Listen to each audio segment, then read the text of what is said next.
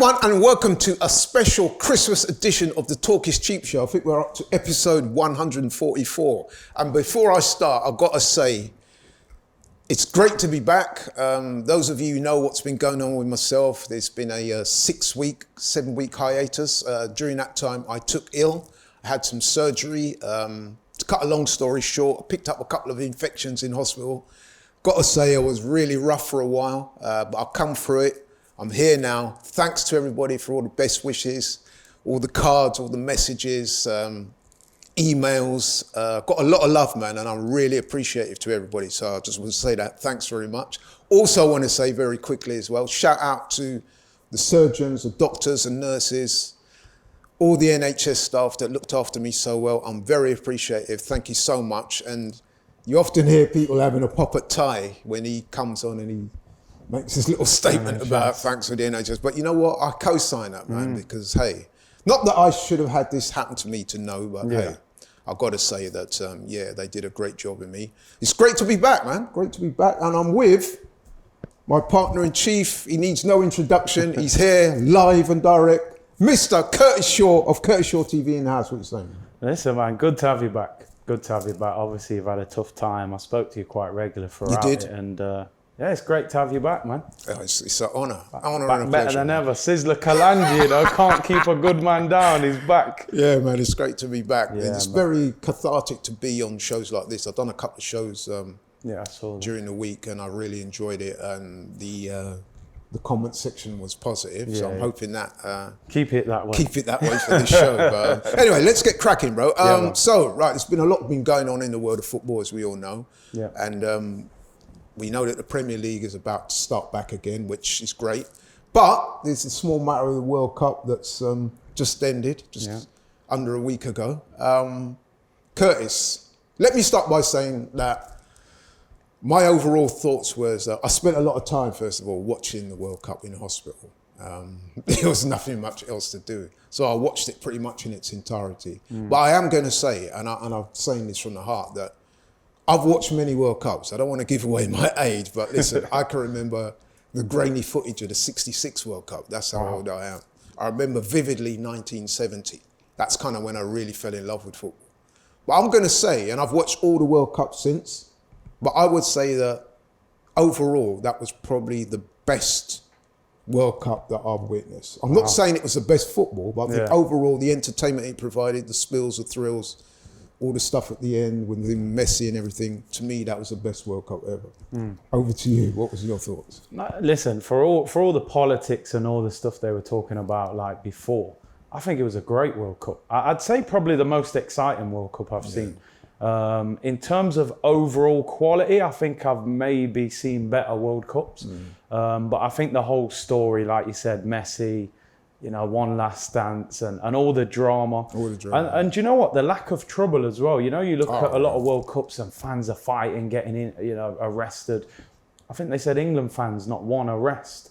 So taking the alcohol out of the stadium probably actually helped. And I think the organisation of the World Cup, the stadiums, the weather, I think they actually really nailed it. I think they deserve a lot of credit. It looked a great World Cup. Yeah, I have to. And listen, there were reservations going in. We heard all the stories about the unfortunate incidents with the migrant workers. There was a whole stuff around the LGBTQ, which obviously that was a concern. So there was a lot of naysayers, I think it's fair to say. A lot of negativity going in. But I have to say, again, that the Qataris, they did a great job. They produced, and I really enjoyed it from start to finish. I mean, hey. But you know what I was going to do? I was going to ask you a couple of quick fire questions in our summarization and just see what you felt. See if you kind of align with what I was thinking. So, best team overall?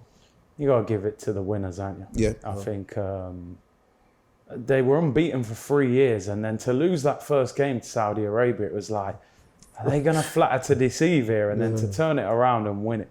Some of their behaviour off the pitch, maybe not so good, I would say. We won't talk about that. They produced. We won't dwell on that because I think that was, I'm going to say that was quite poor, but we won't dwell on that. Right, so best team, I agree with you on that. Best player? I mean, has to be, innit? The little man, the genius. Although, you know what I mean, honourable mention to Mbappe. Listen, Mbappe in any other circumstance, He wins the Ballon d'Or, he wins the World Cup, player of the top. 8 goals in the World Cup. I think R9 Ronaldo was the last player to do that. In 2002, I think. Hat-trick in the final. First time since 66, Jeff Hurst. Converted his penalty as well. Converted 3 penalties if you include the shootout. I have to say, Mbappe's second goal, the volley, I think that was one of the moments of the tournament. I actually shouted my house down. I was like, oh my God, what a goal. He actually reminds me a little bit of R9 Ronaldo. He does. The explosiveness and the pace and stuff. So definitely a special shout out for him. But Lionel Messi, genius, 35. Talking of Messi, is he the GOAT? I think people bestowing him with GOAT status. I'm not so sure about that. I'll explain it. Yeah. Listen, I always think GOAT is number one. It's generational. It's hard for me to say Pele, Maradona. I didn't watch them guys play live, so it's hard for me to make that judgment. My favourite player has always been R9 Ronaldo, you know, because he was like my icon growing up as a young striker. I'd never seen anyone. You with the R9 haircut. No, I didn't quite have the. I didn't quite have the haircut, you know. But he was my favourite. He's the best I've seen. He was an amazing but I player. think when you look at Messi's career now, collectively, the longevity, made his debut at 17. He's 35 now. He's just produced one of the best World Cup performances I've ever seen. So for me, this generation, what I've seen, I think it becomes the GOAT for me. Yeah, I mean, listen, the whole GOAT thing is, and let's face it, GOAT, greatest of all time. I mean, listen, I would say Messi is the greatest of his generation. I've got no problem with people saying that.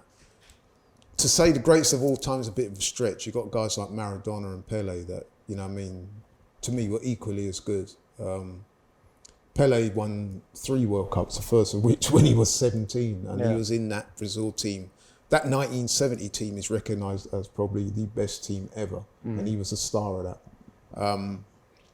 So what I would say is, my response to that is, Messi is the greatest of this generation. Maradona was the greatest of his generation, and Pele was the greatest of his generation. One thing I don't like, and me and you were speaking about this earlier, is that this whole argument with the GOAT is sometimes used to bash other players. Yeah. So, for example, there's a lot of people now bestowing the GOAT on Messi, and they're using it as a means to bash Ronaldo, which Ronaldo has his issues, but come on, man, you've got to still put some respect on his player, name. Yeah, of course. Yeah. And I find that especially when I chat to some of the younger guys, I remember being in a WhatsApp group. You're in the same WhatsApp group, actually.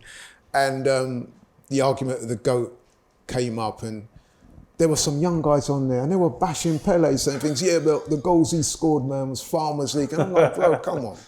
When Pele was playing, it was different conditions. Different game, Different game. But he was ahead of his time, which is why at that time, and I remember growing up, in the 70s, people were saying Pele's the best of all time, best in the world. Then you move on to Maradona, people were saying that about him after 86 and 90 and stuff like that. And so we moved to Messi now. Yeah. Who knows, in could 8 years' time, it could be, people will be about. saying, oh, Messi, nah, man, look at Mbappe, what he's done. So, yeah, that's what I would say about that. But great player, nevertheless.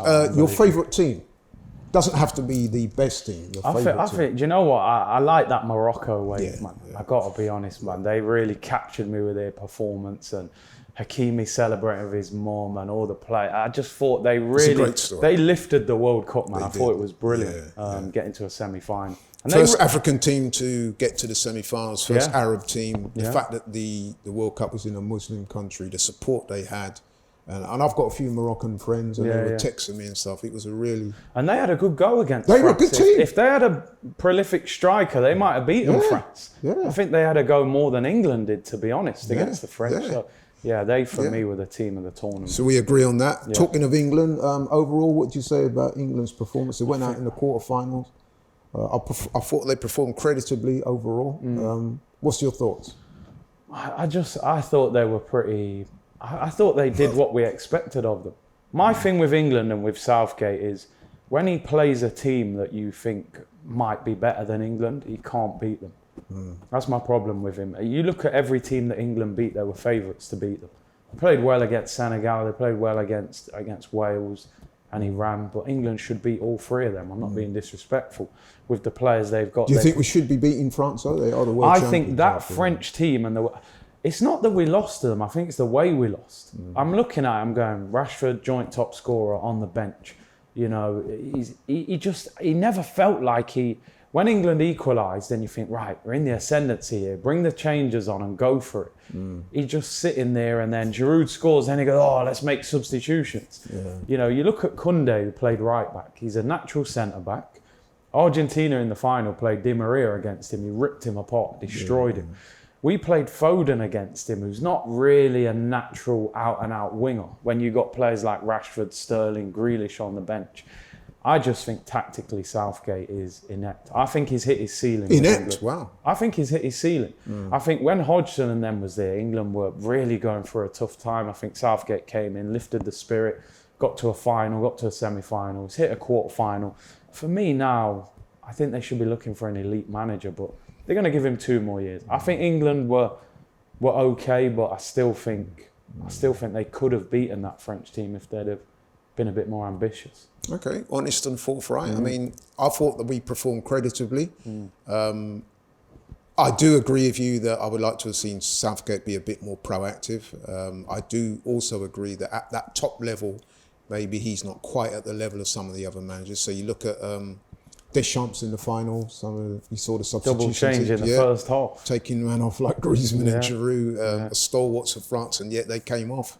And you saw that they managed to turn it around. Not sure if Southgate's got that in his locker. However, you have to give him credit for the way he's turned the England, the atmosphere around. You have to give him credit for that. There was a lot of talk that he might leave after. I personally never thought he was going to leave. And I do think, overall, that he's probably the right man for the job at this moment in time. Yeah, so we'll see what happens. Yeah, one more tournament. We'll see. Flops of the World Cup. There's a couple of candidates that I was going to put your way. Belgium and Germany stand out to me, and maybe even Denmark. For me, it's Belgium, man. That golden generation has turned into like stainless steel now. You know, Lukaku up front. You know, he could not hit a barn door that game. I actually felt sorry for him in the end. I didn't, you know. I just thought, put him out of his misery, man. Take him off. I did not feel sorry for him, bro. Because I think the way he conducted himself when he was at Chelsea sort of left a bad taste. I get you. Yeah, he was. And don't get me wrong, I'm not wishing that on him because he was beyond poor. Yeah. But at the same time, I can't say I felt sorry for him either. Yeah, because I hear you. There is such a thing called karma. I think maybe as a striker, I was just thinking, he's never going to score, is he? But and this is my worry with England. If you give a golden generation to a substandard manager, it plays itself out, and all of a sudden it's disappeared. Lukaku's past his best. Hazard's retired now from Belgium. De Bruyne couldn't carry them. Their defence looked old. And we were hearing that there was some internal beefs. It would appear. Yeah, you know what I mean? In the camp. So yeah, I would say Belgium for me. They Germany were pretty close because they were pretty poor. Yeah. Denmark. Denmark. Some people have said Brazil. The fact that they went out, the fact that they were pre-tournament favourites, and then they went out. And let's face it. And the pigeon dance from the manager and Richarlison. Now listen, when it comes to that, bro, I'm gonna say up front, you will not often find me agreeing with Roy Keane. I'm by far not his biggest fan. Yeah. However, I was in hospital and I remember watching what he said about Brazil and the over-celebrating, the lack of respect to South Korea. And I've got to say, bro, I was 100% on that wave. I thought it was very disrespectful, bro. I thought they took it too far. I think Brazil dancing when they score has been part of their culture for a long time. But I think the manager joining in and... You know, the game was like 20 minutes old and the man are celebrating and you're 3-4-0 up. You play, I just thought, show some respect, bro. Even if you don't want to show some respect to your opponent, show it to the tournament. You know, play the game. Like, you know, they actually lost that second half 1-0. Great goal by South Korea. And I thought it was very disrespectful to South Korea because they were obviously trying hard not to be embarrassed. They knew they weren't going to win, but they were trying to hang in there and play football. And these guys are clowning around, celebrating, and managers getting involved.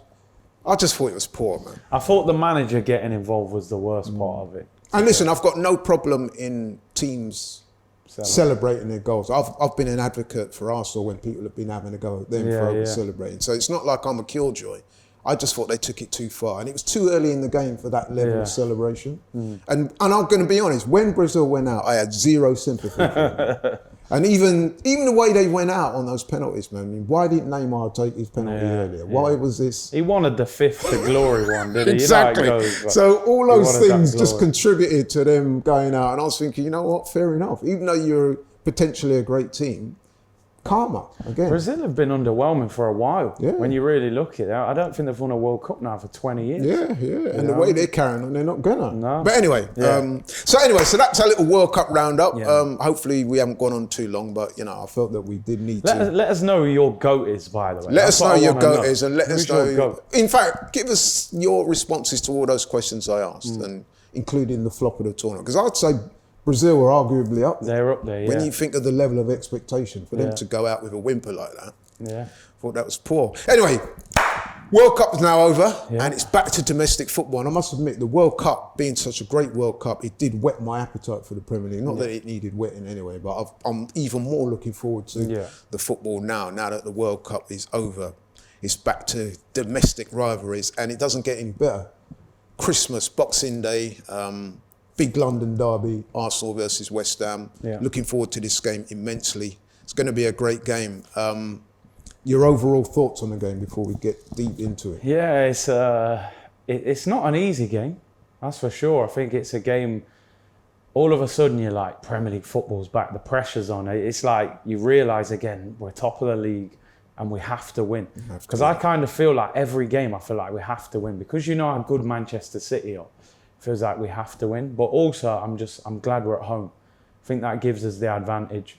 Obviously, we're going to talk about the striker situation, but there is a pressure on us. But I am excited for the game. I'm very excited for the game. The fact, like you said, it's Boxing Day. We're at home. Yeah. Let's be honest. No disrespect to West Ham. It's a winnable game. It's so winnable. It's not like, you know what I mean, we got thrown under the bus in Yeah. our first game. We were away to Man City. This is a game that hopefully, because, you know, we've done pretty well against West Ham in recent years, that we should get off to a decent start. But before we delve into it any further, let's have a look at some match receipts.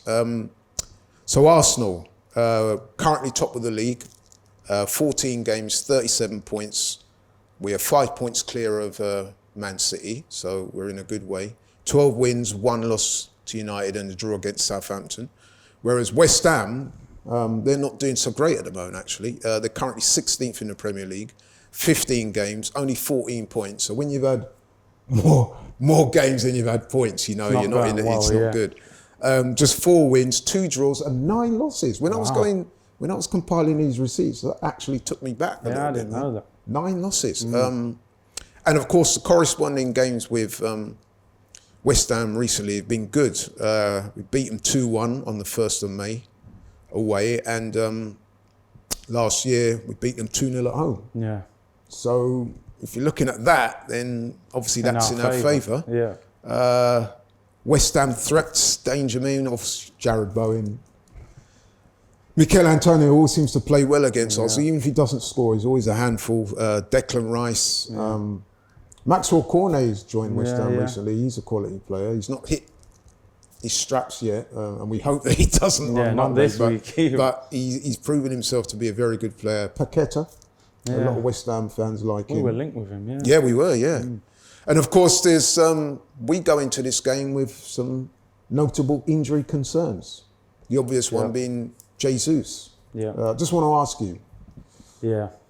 the Jesus injury. What was I mean, I did a show last week with Turkish, and we were saying, for me, that was the down point of the whole World Cup for me. Because it was that realization that when we do come back, he's not going to be available, and for a while as well. The thing We're talking 2-3 months. 2-3 months. I mean, his leg. I see a picture yesterday. His leg's still in a brace, so he's obviously a long way away. The thing for me, Arsenal have to find a solution. You know, they can't wallow in self-pity. Number one, you've got Eddie, who you gave a massive contract to.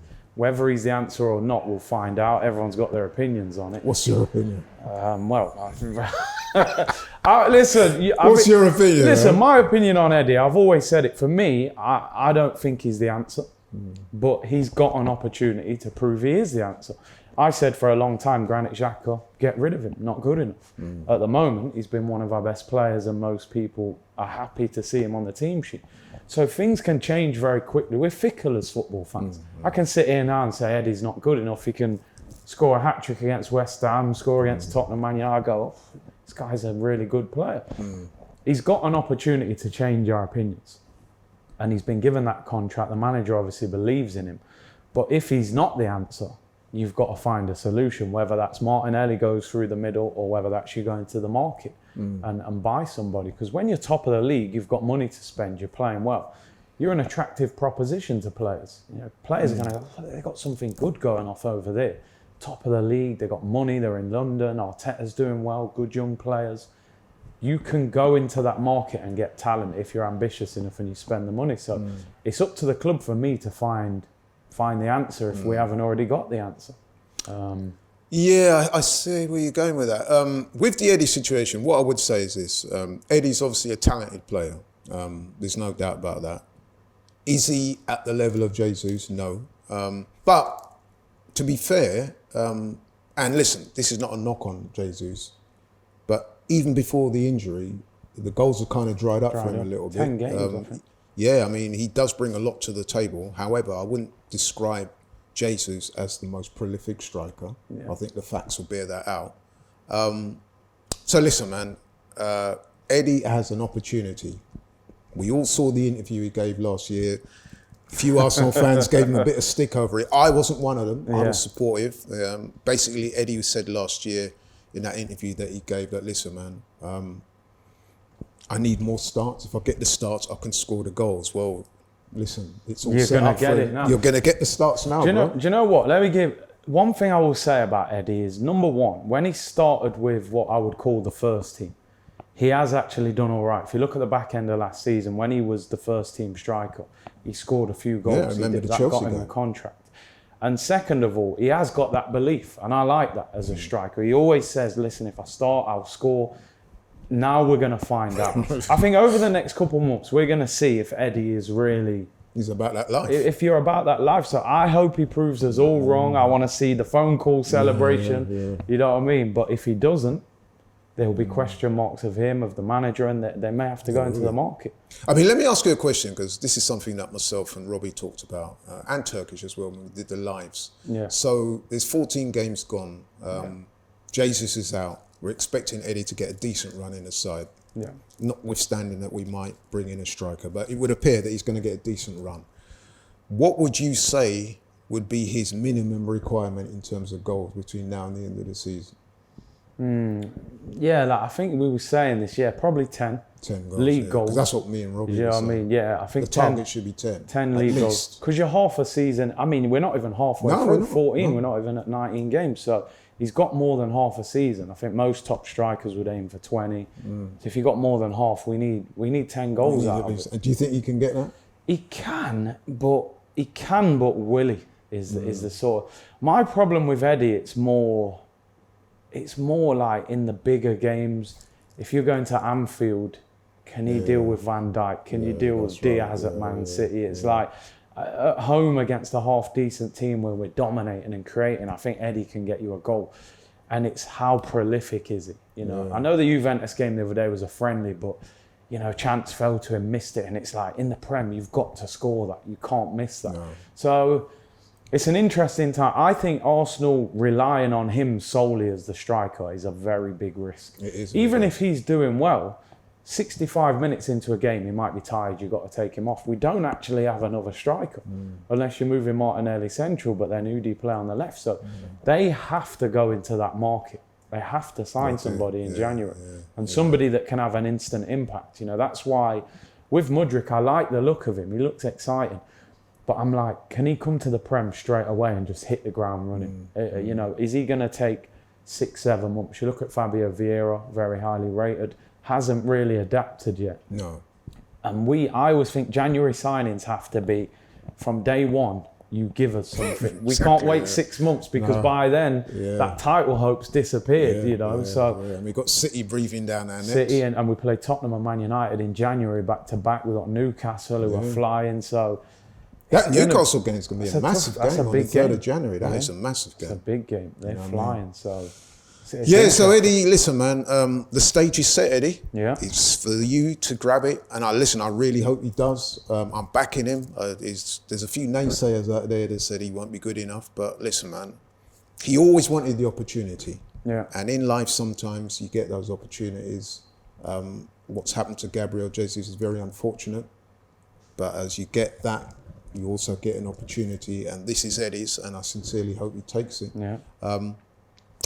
I would also add that the way I look at it, and I talked about this the other day, it is one of three scenarios for me, or maybe a combination of the three of them. So Eddie is going to get his opportunity, and let's hope he takes it.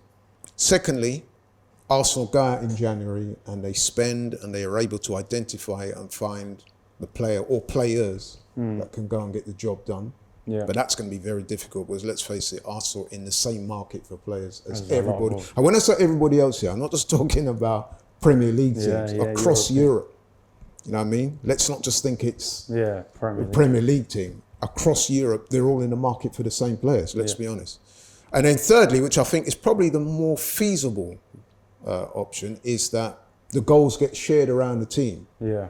So that would suggest that the manager, Mikel Arteta, is going to have to, maybe not tinker, but he's going to have to make some adjustments, tactical adjustments that get a few players further forward. I know he's spoken openly about turning Granit Xhaka, for example, into a more attacking midfielder, and he's done that. We've seen Odegaard, who's currently the Arsenal top scorer. Yeah. He's got 6 goals, you know what I mean? Compared to Eddie, hasn't got any in the Premier League so far. So...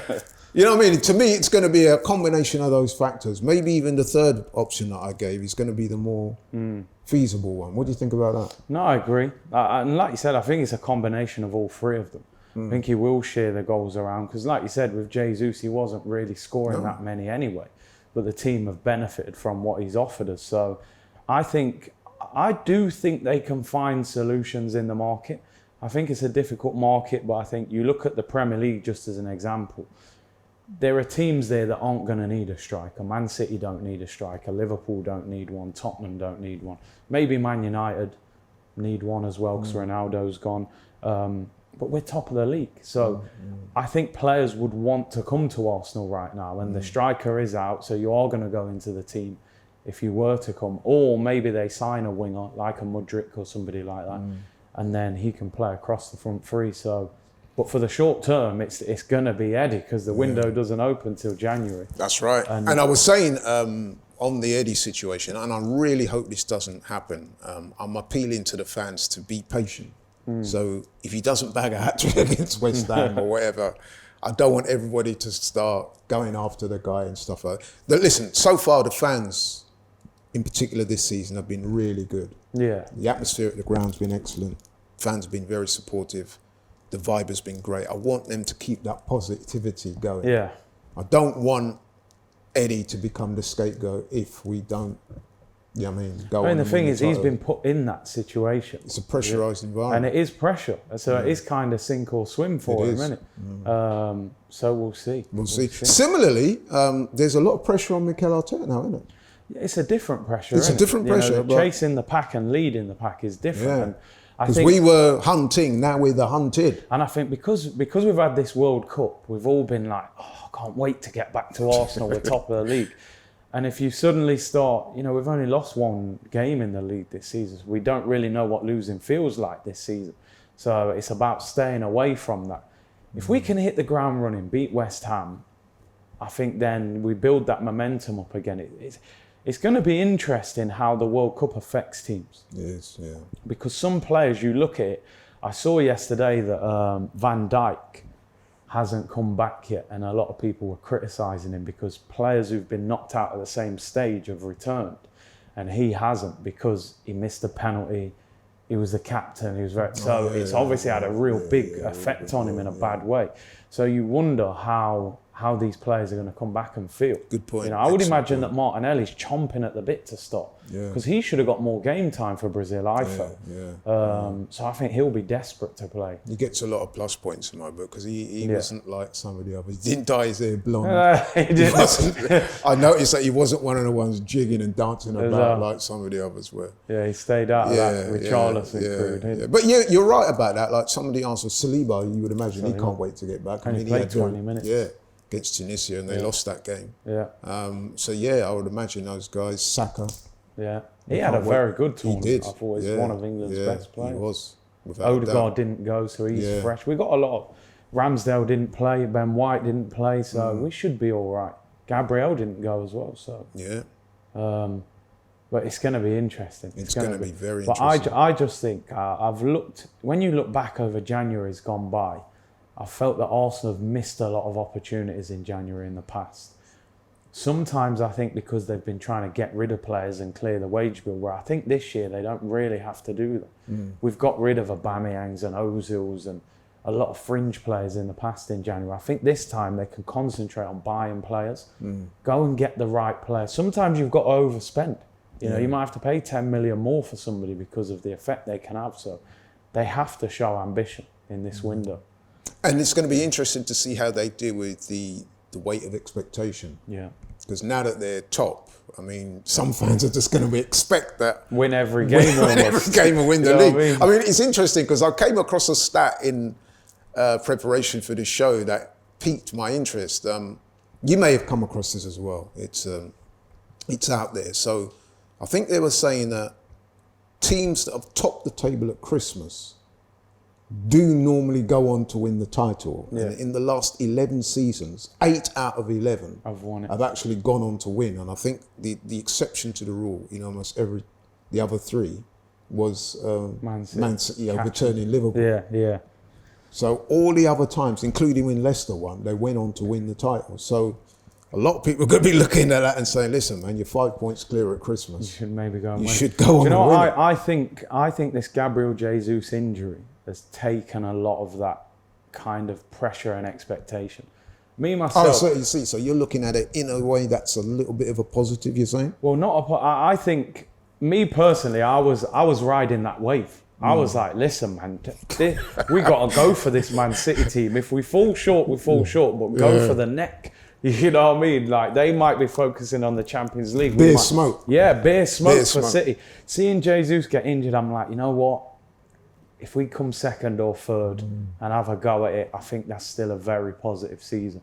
But I think he's such a big loss. I think he's been so instrumental to the way we've played. Unless you can get a very big replacement or Eddie just does a madness, I think that expectation... I think we can win it, but I think realistically you would make Man City favourites. I guess what you're saying is, to kind of look at it glass half full, is that... Yeah.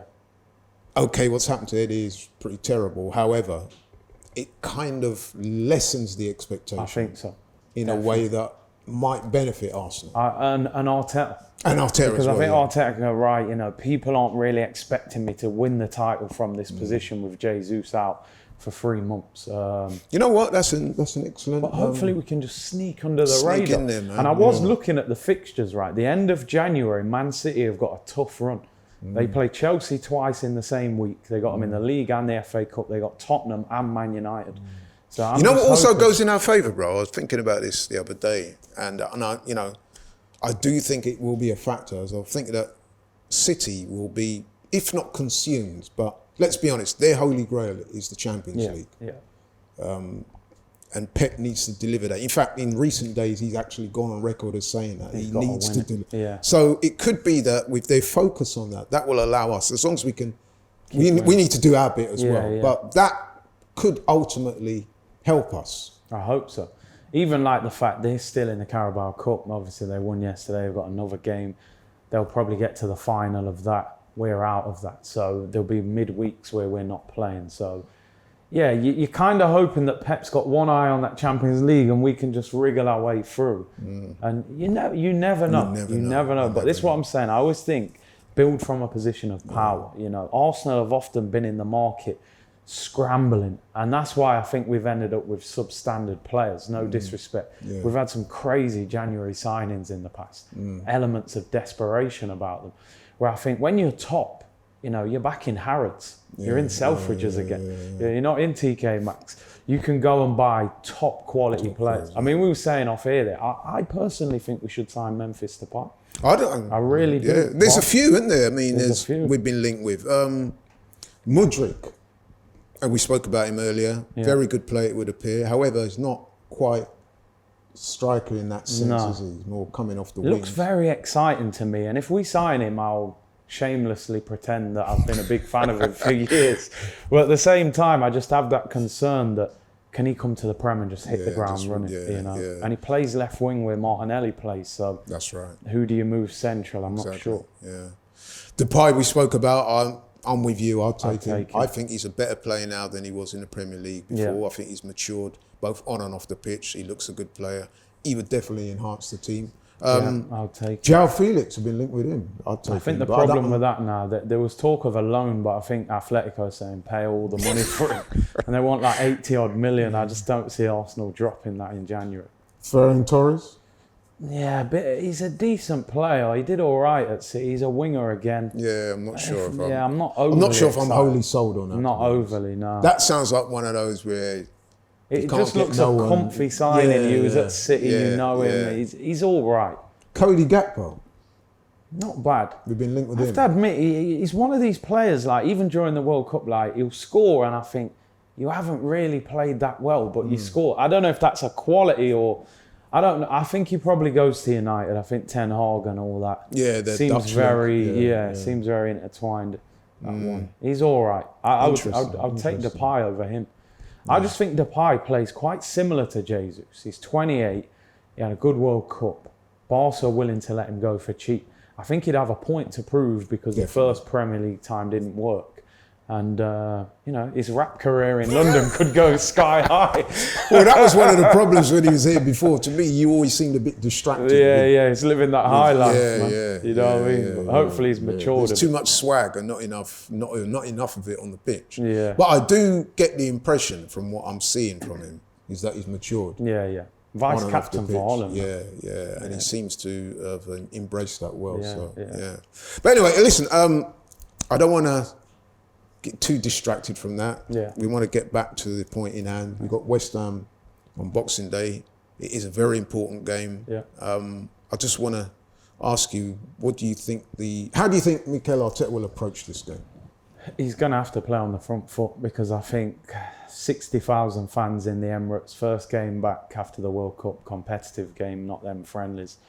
They're going to expect Arsenal to pick up where they left off. Like you said, West Ham are 16th in the league. There was talk of Moyes, job being under pressure because I think West Ham's expectations are quite high now. So we're going to have to come out flying. And I think this is the kind of game where Eddie through the middle, you can make it work because I think the two wingers are our two most potent players in terms of goals, and they're both back. And we've got a good record against West Ham. They've got. Give me your team. What do you think you'll go I think with? the team actually. When I say your team, what do you think he will? I think the team picks itself apart from Eddie for Jesus. So you're Ramsdale in goal, you're going White at right back. I mean, I don't know if Zinchenko's actually fit, so I think Tierney will play at left back. Zinchenko hasn't played any of the friendlies in Dubai. I'm happy with either of those. Yeah, they're both quality, different players. But so I think Tierney, Gabriel and Saliba. I think Saliba's back at training today, so I would imagine he'll be all right to start. Xhaka, Partey, Odegaard, midfield three, Saka, Martinelli, and then Eddie in the middle. We're hoping for an Eddie Murphy type, Oscar-winning performance through the middle, But Eddie through the middle. So I think that's the team. Obviously, Nelson's injured now. Yeah, that was a bit unfortunate because he was starting to do well. He's hitting some form. My issue is we don't have a lot on the bench at the moment. No. You're looking at maybe Fabio Vieira and maybe Marquinhos. There's not a lot else there in attack. El Neni and Lokonga more defensive minded. So it's on that 11. But I think there'll be too much for West Ham. I got to be honest. We need to start faster, right? I think we will. I think that front three will have a lot of hunger, a lot of pace. Because I think it's fair to say that West Ham, certainly some of their most recent performances, have not been great. No. I would imagine the confidence won't be sky high. Yeah. So if we do get after them and get a goal early, that would stand us in good stead, I would have thought. Although West Ham are one of those teams, man, that sometimes you look at them and you think, they're not all that, and then they come out with the performance. They do have good players. They've got players that, like, on their day, you know, Antonio on his day, he moves like a Drogba. You know what I mean? When he's not on it, he's not. But, you know, Antonio, Benrahma, Bowen, none of them went to the World Cup as well. So, you know, it's interesting because on one hand you think, going to the World Cup, are they tired? But they're not going to the World Cup. You might not be kind of up to match tempo kind of thing. So it's whether it's benefited players not going or going. That's going to be, the dynamic's going to be really interesting. But I do think we'll have too much for West Ham. I think the players, you know, you look at Xhaka when he got knocked out, he's straight to Dubai. He was almost relieved to. They're thinking, we're top of the league, man. We got to enjoy this. So they should be really fired up for this. I was making the point to Robbie the other day on one of the lives I did, was that if you're an Arsenal player and you're, you know, now that the World Cup's finished and the league is back on again, if you cannot get motivated for what's coming up in the coming months, then you shouldn't be at the club. If you're an Arsenal player right now, and you're in that team, you should be thinking, what an opportunity I've got here. Do you know what I mean? We're going for a title challenge. We're in Europe. We could win the Europa League as well. You're kind of, you could be a part of the point where we kind of change the history of this football. Because let's be honest, the last 5-6 years, we've just kind of been, you know what I mean? Now we're trying to elevate again, and I think they've got an unbelievable chance. And I'm pretty sure that Mikel Arteta, he looks to me the type of person that will be, you know what I mean? And you know the thing, you make a great point, because even Arteta, you look at Arteta now, he's in a position now where he can, if he achieves something great this year, all of a sudden he's being rated as a top manager straight away. There's a real difference in, you know, if he failed at Arsenal, you end up, he could be at some, you know, lower division in Spain or something. All of a sudden, if he does well here, he's a massive contract at Arsenal, and Barcelona might start sniffing. Man City might look at him as a Pep replacement. His career can go to that next level as well. So I think it's a great opportunity for all of them. They need to embrace it. Got to ask you, did you see the interview he did with James Carragher the other day? What was your thoughts on that? First of all, I've always a good interview because he doesn't really do many long interviews. No. So he spoke a little bit more. He didn't say anything groundbreaking. He didn't say anything that was, oh my God, I'm in shock. He said everything I expected him to say. I've got the fans back. It was a long process, blah, blah, blah, Pep, all of this. He said what I expected. He spoke well. I characterise it as, listen, I don't think he's the most charismatic of individuals. He's not a guy for sound bites and stuff like that. Which, listen, that's fair enough. But the one thing I would say, and it did come over in the interview, is that number one, he looks like he's got great football brain. I mean, he spoke on the interview about how from the age of 28, he was doing his coaching badges and how people had looked at him and said, look, this is future management material. He talked about Pep would be, you know, was sounding him out for a job when he was still playing. Age, he talked about Pep even contacting him and asking how he would set up against other Premier League clubs, So that, when you think about it, for a guy like Pep, who's got such a brilliant football mind, to be identifying someone like Arteta as somebody he wanted to be his coach, somebody he could go to for advice, that speaks volumes. It's a huge compliment. And I must admit, he did come over very well. He did. He looks like somebody who's very meticulous and in his approach and stuff like that. So, yeah, I think it's all set up, man. It's all set up. And, listen, you know me and you, we've had opinions on Arteta. But he's moving in the right direction. And for me now, it's about completing that job. Completing the job. Last year, we had a good season. We didn't get over the finish line. It pulls the whole season down once that happens.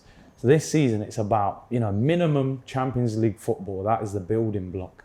Can you win a trophy? Can you challenge for that title? And if he does that, you know, I think... Because listen, I'm going to be honest, bro. Like, back in December 2019, when he was appointed, I wasn't overwhelmed by that choice. I wasn't. You know what I mean? I'm putting it out there, bro. Exactly.